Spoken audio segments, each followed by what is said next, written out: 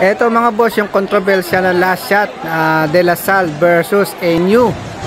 Tingnan natin kung ano talagang totoong nangyari dito, kung counted pa yung huling shot nung ating player dito ni boss. That's 9 seconds to, no? Ayan na, tingnan natin. Hop, tumira. Wala, na-rebound. Tira ulit, butata. Uy, wala pa rin, tira. Pasok! Ayan, tingnan nga natin. Slow mo natin mga boss. Tingnan natin ha. O, ito mga boss ha. Ito, naka-slow mo tayo. Ayan, nabutata siya dyan, di ba? So, nung nakuha ulit nila yung rebound na yun, yung pagkakabutata, tira siya. Ayan, nakita nyo yan mga boss. Nasa area na siya, hindi pa nakapulang ilaw. Hindi pa pulang ilaw. Sa kanya tinira dyan, o.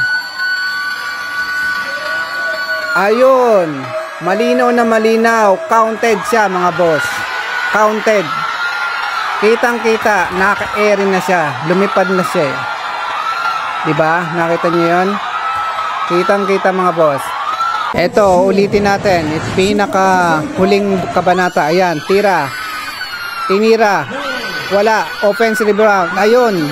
Butata siya doon. Nakuha niya ulit. Tira ulit. Ayun sa airy siya oh. Counted mga boss. Counted, kaya nagkakagulo talaga tao rito dahil napakalupit kung nangyaring tira na yun. Sobrang galing, sobrang ganda ng laban na yun. Yung huling seconds na yun, nakakuha pa ni bossing. Congratulations sa ating mga bossing dyan, De La Salle. Thank you. Ano masabi niyo mga boss?